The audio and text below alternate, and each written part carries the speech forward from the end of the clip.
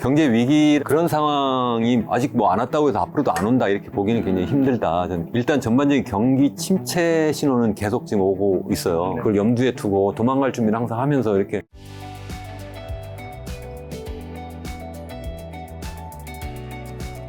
자, 교수님이 온다고 한 경제위기, 금융위기는 언제 오나요? 아직 안 왔잖아요. 단도직입적으로 물어봐요. 네. 아니 사실 제가 지난해 여기 출연해서 네. 제가 말씀드렸던 기억이 나는데요. 경제 위기는 뭐 올해 전반기까지 올 확률이 뭐 한 절반 이상 되고 네. 적어도 올해 말까지는 올 확률이 뭐 90% 네. 이상이 되지 않을까 이렇게 말씀드리면서 다만 제가 신이 아니니까 100% 맞추지는 못하겠지만 어쨌든 제가 생각할 땐 그렇다 이렇게 말씀 분명히 드렸어요. 그래서 네. 제가 지금 와서 뭐 취소하고 싶은 생각 하나도 없고요. 경제 위기라고 하는 것은 어쩌면 이제 크게 갑자기 이제 뭐 주식시장이 폭락하거나 뭐 네. 이런 상황을 사람들이 이제 생각을 하잖아요. 그런 상황이 아직 뭐 안 왔다고 해서 앞으로도 안 온다 이렇게 보기는 굉장히 힘들다. 저는 그렇게 생각을 하고요. 일단 전반적인 경기 침체 신호는 계속 지금 오고 있어요. 네. 그래서 뭐 주식시장은 계속 아직도 뭐 날아가고 있긴 한데 주식시장은 원래 마지막까지 날아가다 꺼지는 거잖아요. 그래서 2000년대 닷컴 버블 꺼질 때도 마지막에 폭 꺼졌고요. 네. 그리고 또 이제 그거 뭐 2008년도 글로벌 금융이 터질 때도 네. 마지막까지 잘 나가다 이제 터진 건데 그것 때문에 앞으로도 계속 간다고 이렇게 볼 수 없는 거고 실물 시장을 봐야 되는데 우리가 이제 요즘에 와서 뭐 많이 유심히 봐야 될 게 이제 고용 지표잖아요. 아, 이거 뭐 물가는 보니까 인플레이션 CPI 기준으로 하면 네. 지난 6월에 전년 대비 뭐 한 헤드라인이 한 3.0% 그리고 이제 근원 물가 그러니까 뭐 그 식료품 및 에너지를 제외한 그러한 물가를 기준으로 해서 상승률을 보면 한 3.3% 정도 그래서 좀 많이 떨어지고 있다. 그래도 아직 목표 수준이 2.0% 수준보다 좀 높은 편이에요. 근데 PCE로 기준을 하면 5월 달이 당시에 헤드라인하고 그리고 이제 근원이 2.6%였거든요. 그래서 이제 그게 어느 정도 그래도 이게 지금 떨어지고 있는 그러한 추세처럼 보이긴 한데 아직 본격적으로 떨어지진 않고 있는 것이 사실이다 하는 게 일단 한 가지고요. 그렇기 때문에 지금 선뜻 당장 뭐 이달 말에 지금 FOMC 회의가 이제 개최될 예정인데 그 누구도 대부분 사람들이 시장 참가자들까지 포함해서 뭐 기준금리를 당장 낮출 거야. 그렇게 하진 않고 9월 정도 낮추지 않을까 이렇게 생각을 하고 있는 것 같은데 이제 고용시장을 보면요. 고용시장이 현재 그 지난 6월에 그 실업률이 4.1%였어요. 4.1% 정도면 어느 정도냐면 지난해 초에 2023년 3월에 그 어느 정도였냐면 3.4%였거든요. 근데 3.4%에서 1년 반 만에 이게 4.1%까지 높아진 거예요. 3.4에서 4.1. 굉장히 단기간에 비교적 빨리 이게 상승하고 있고 이게 어떤 하나의 경기 침체 신호가 아닌가. 이거 말고도 이제 여러 가지 지표가 많이 있는데 그것을 이제 사람들이 일단 유심히 보고 있다. 그렇기 때문에 지금 연준에서도 이제 앞으로 그냥 뭐 물가 변화만 볼 것이 아니라 뭐 다른 더 중요한 또 하나의 지표, 이 고용시장 지표도 이제 보고 사전적으로 미리 대처해서 뭐 금리를 조정하겠다. 그래서 9월 달 정도는 낮출 것처럼 이제 많은 사람들이 이렇게 이제 생각을 현재 하고 있잖아요. 그렇게 뭐 될 가능성이 저도 있다고 생각합니다. 그러면 앞으로 그러면 이제 상황이 끝난 거냐. 이제 그렇게 생각할 수 있잖아요. 그러면 당장 이제 9월부터 금리를 낮추면 더군다나 이제 경기 침체는 아니면 경제 위기는 안 오네. 이렇게 이야기할 수도 있잖아요. 근데 그게 아니라는 거예요. 2008년도 당시 글로벌 금융위기 보면 제가 이 자료를 하나 가져왔는데 이거 보시면 이게 기준금리가 2006년 7월에 5.25%까지 높아지거든요. 이렇게 높아지는데 그게 왜 높아졌냐면 당시에 그 소위 주택 가격이 엄청나게 막 급상승을 해요. 네. 그래서 이걸 잡기 위해서 그러니까 뭐 전반적인 물가가 높아진 것보다는 이제 이 소위 부동산 시장이 너무 과열했다 해서 이제 당시에 이제 금리를 이제 높이기 시작해가지고 5.25. 그러니까 5.5, 현재 5.5보다 0.25%포인트만 낮은 거지 굉장히 높은 수준까지 올린 거예요. 그럼 거기서 이거 무려 1년 넘게 계속 그 수준을 유지해요. 그 상단에서. 그래서 2007년 7월까지도 계속 5.25를 했다가 이게 8월에 가가지고 5.0%로 0.25% 낮추는 거거든요. 그러니까 그게 마치 이제 오는 9월에 낮춘다면 그렇게 0.25 낮추는 것처럼 처음 낮추기 시작을 하는데요. 이 그림에서 보시면 이게 이제 낮추기 시작하는 시점부터 시작하면 실업률이 그 당시에는 그때도 이렇게 거의 높아지지 않았어요. 지금은 차라리 약간 높아지고 있는데 그 다음에 막 높아지고 있어요. 본격적으로. 네. 실무 시장 그 다음부터 나빠진다는 거예요. 그리고 그때 생각해보면 사실 이게 2007년이잖아요. 아직. 근데 그로부터 1년 뒤에 사실은 글로벌 금융위기가 온 거예요. 서프라임 모기지 사태가 네. 터진 거는 2008년 9월 그때 터진 거잖아요. 그때 이제 레먼 브라더스 뭐 이런 사태가 나면서 막 이게 크게 터진 거잖아요. 그러니까 1년 뒤에 이제 터진 거고, 여기도 보면 음영 처리가 된 부분이 이제 이게 당시 이제 경기 침체가 있었던 미국의 그 경기 침체가 있었던 그 기간인데, 이게 금리가 낮아진 다음에, 제 말씀은 낮아진 다음에 실업률이 높아지고 낮아진 다음에 GDP 성장률도 본격적으로 낮아진다 하는 말씀 제가 드리고 싶은 거예요. 그래서 지금 당장에 이렇게 뭐 터지지 않았다 해서 앞으로 금리가 낮아지니까 상황 끝이 아니다. 그 당시도 생각해보면 1년 지난 다음에 사실 뭐 부동산 버블이 크게 꺼지고, 그래서 주식시장도 주저앉고 실물 경제도 크게 주저앉았다. 이제 그렇게 이제 보는 거고, 그래서 앞으로도 그럼 그렇게 똑같이 반복할 거냐. 그건 좀 더 이제 우리가 면밀히 관찰해야 된다는 건데, 제가 생각한 것보다는 사실 올 연말까지 제가 이제 그런 충격이 크게 올 거라고 이제 생각을 했는데, 그거보다 좀 늦어질 수도 있다라고 저는 최근에 좀 생각을 하고는 있어요. 그 이유가 뭐냐면, 제가 당시에 생각하지 못했던 그런 상황이 연출되었는데, 그게 바로 뭐냐면, 이 조 바이든 행정부가 그 재정 적자를 제가 생각한 것보다 훨씬 더 많이 막 내는 거예요.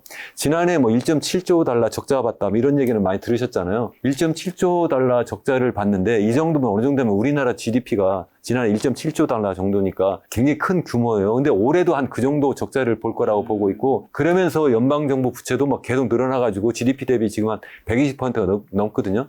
이 정도 막 이렇게 하면서 지금 막 돈을 막 시장에 풀고 있는 거. 이거는 뭐냐면, 우리가 거시경제 정책 하면 두 가지가 있어요. 하나는 통화정책이고 하나는 재정정책인데, 통화정책 측에서는 금리를 막 높여가지고 어떻게든 경제를 긴축적으로, 그래서 물가도 잡으려고 막 이렇게 하는데, 이 당장에 지금 선거를 앞둔 이제 바이든 행정부는 돈 풀기를 계속 한 거예요. 그래서 뭐 여러 가지 뭐 보조금 주는 정책을 막 하면서 결국 적자를 막 내니까, 그게 바로 경기 부양 정책을 하고, 그러다 보니까 이게 물가가 잘 안 잡혀온 거고, 그게 바로 경제를 상당히 부양시키는 그런 효과가 있지 않았을까. 그게 한 가지고, 또 하나는 이제 AI 혁명이 굉장히 본격적으로 막 확산되었잖아요.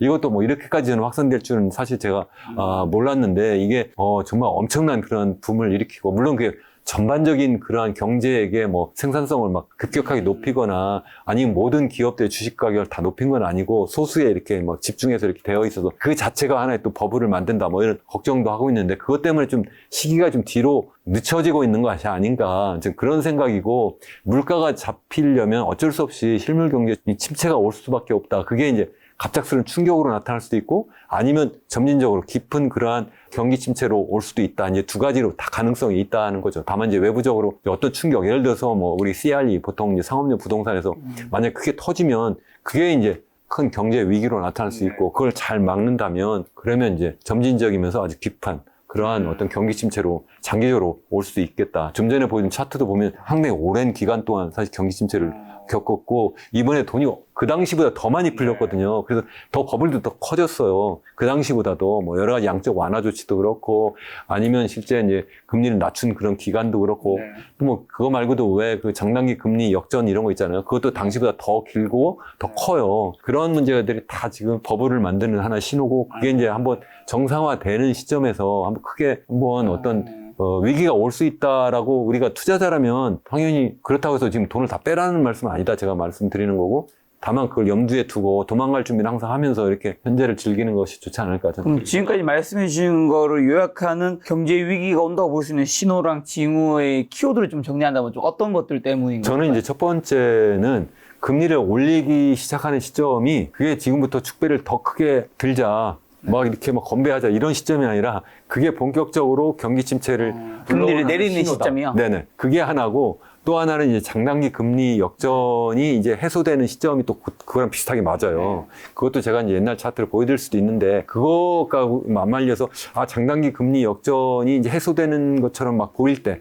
그게 또 이제 하나의 신호고, 또 하나는 지금 최근에 뭐 엔비디아가 이거 최근에 뭐 이게 막 계속 날아가다가 좀 최근에 좀 주춤하다가 다시 또 살아나는 것처럼 이렇게 하는데, 이게 마치 이제 2000년 닷컴 버블 꺼질 때도 당시에 뭐 시스코 같은 거 뭐 이런 애들이 막 잘 나가다가 이제 확 먼저 주저앉잖아요. 지금도 한쪽으로 막 몰렸는데, 그 당시보다는 지금 뭐 엔비디아가 훨씬 더 실체가 있고, 실제 뭐 여러 가지 이익도 내고 있다. 그 뭐 틀림없는 거고, 저 실체가 없다는 게 아니라요. 저는 이렇게 세상을 바꾸는 디지털 혁명이고, 디지털 혁명을 앞서가는 게 당시에 시스코고, 지금 현재 지금 엔비디아고 뭐 이런 건데, 그게 이제 실체가 없어서 앞으로 다 죽을 거야, 그런 뜻이 아니라, 얘들이 그렇게 하기 때문에 이제 엄청난 그러한 그 사람들의 어떤 과잉 반응, 그래서 엄청난 투자금이 그쪽으로 많이 몰려서 그게 단기적으로는 그게 버블을 만들 수도 있다. 이제 그런 말씀이고, 앞으로도 그게 완전히 사라지는 정말 이게 허망한 꿈이 아니다. 네. 그 말씀을 제가 드리는 거예요. 교수님께서 이제 미국이 앞으로 좀 흔들린다고 보시는 것 같은데 그런 사건들이 벌어지면 어떤 충격들이 벌어지는 걸까요? 그러니까 제 말씀은 그렇게 될 때는 두 가지 가능성이 다 있다라고 이제 저는 생각을 네. 하는 거고, 하나는 이제 경기 침체가 이제 점진적으로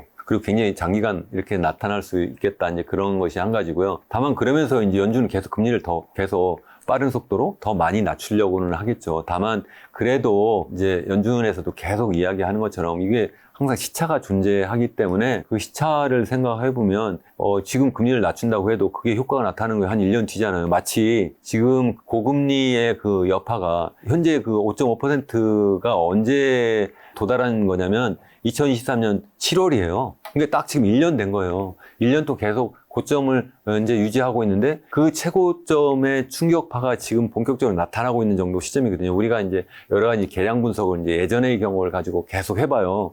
그렇게 해보면 뭐 그게 이제 GDP 성장률이나 실업률이나 이런 데 영향을 미치는 거 이렇게 보면 한 1년 정도의 어떤 타임 렉, 그러니까 시차가 존재한다고 이렇게 보는데 지금 금리를 막 낮춘다고 할 때 낮추는 그 효과는 다시 또 이제 1년 뒤 이렇게 되는 거기 때문에 그게 좀 상당히 늦게 나타나고 도리어 이제 고금리의 그런 어떤 영향이 앞으로도 계속 나타날 거다. 그게 바로 이제 경기 침체를 계속 가져올 수밖에 없고 그게 오지 않으면 물가가 잡히지 않는다는 거예요. 그러니까 우리 경제 이론적으로도 그렇고 뭐 과거 역사적 어떤 경험에서도 볼 때 이게 물가를 잡기 위해서는 어쩔 수 없이 경기 침체가 와야 되거든요. 그게 이제 완만하게 오느냐 아니면 이게 갑작스럽게 나타나느냐 이런 차이가 있을 뿐이지 그게 아예 없고 그냥 계속 모든 게 좋고 그래서 계속 위로만 올라갈 수가 있나요? 그러면 비즈니스 사이클이 없는 거잖아요. 경기 건등이 없다면 이건 정말 자본주의 시장 경제는 최고의 그런 어떤 경제 시스템인데 그런 경우는 정말 없어요. 그건 우리 전 세계 경제학자들이 다 동의하는 바이거든요. 자, 그럼 이런 경제 위기가 나중에 올 거에 대비해서 개인의 자산 관리 대처 방법은 뭐 현금을 좀 보유하고 있어야 되는 건가요? 그래서 제가 말씀드린 것처럼 항상 우리 투자자는 항상 포트폴리오를 다변화해야 된다 이런 이야기를 많이 하잖아요. 그래서 뭐 이제 다변화하는 방법이 첫 번째는 과연 우리 보통 자산하면 우리 뭐 부동산 자산도 있고 아니면 뭐 우리가 보통 얘기하는 뭐 주식이나 채권 이런 것도 있는데 또 현금도 하나의 자산이긴 하죠. 그렇죠. 이렇게 있는데 우리나라는 너무 부동산으로만 70% 이상 뭐 몰빵했다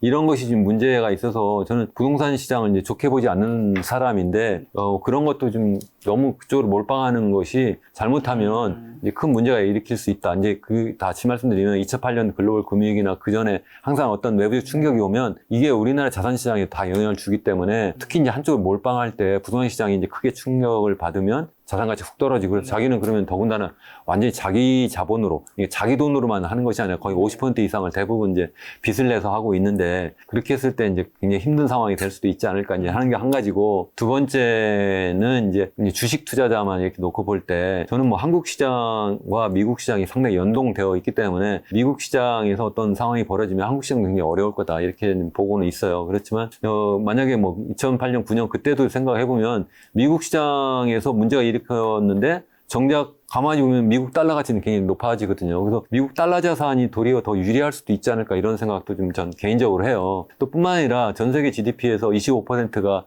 미국 GDP이기 때문에 우리나라 한 1.7%밖에 안 되는데 전 세계 GDP의 1.7%밖에 차지하는 요 나라의 부동산과 이 나라의 주식에 내 자산을 갖다 몰빵하는 거는 좀 이게 포트폴리오 다변화에 좀 맞지 않는다. 전 개인적으로 생각을 해요. 그래서 그렇다고 해서 여러분들한테 모두 다 미국으로 가라 이렇게 말씀드리고 싶진 않은데 전 세계를 놓고 저는 투자 포트폴리오를 짜면 좋지 않을까. 그러다 보면 전 세계에서 제일 잘 나가는 기업들 찾다 보면 그게 이제 미국이 많이 있어서 그쪽으로 가게 되는데 그래도 그렇게 하는 거고 또 한 가지는 아까 잠깐 우리끼리 언급을 했습니다만 뭐 여러 가지 디지털 사회로 전환하면서 디지털 자산이 있잖아요. 그러한 자산 뭐 비트코인이라든가 이더리움이라든가 저는 뭐 다른 얼트코인 그건 뭐 전 개인적으로 이렇게 좋게 보지는 않는데 왜냐면 거기서 일부 잘 나갈 수 있지만 상당 부분 거의 다 없어질 거라고 보기 때문에 그렇게 투기하거나 도박하는 것처럼 하는 건 저는 옳지 않다고 좀 생각을 하는데요. 어쨌든 이러한 적어도 거의 저는 이제 잘 나갈 거라고 보는 쪽에 승리는 상당히 좀 떨어질 수 있어도 그래도 저는 주식보다는 더 잘 나갈 거라고 저는 개인적으로 보고 더군다나 한국에 집 사는 것보다 훨씬 더 승률이 더 높은 게 그쪽이라는 개인적으로 좀 생각을 하는데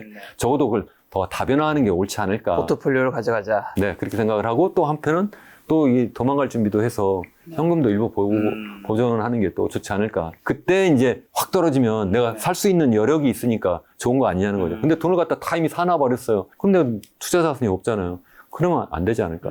그렇게 생각을 합니다.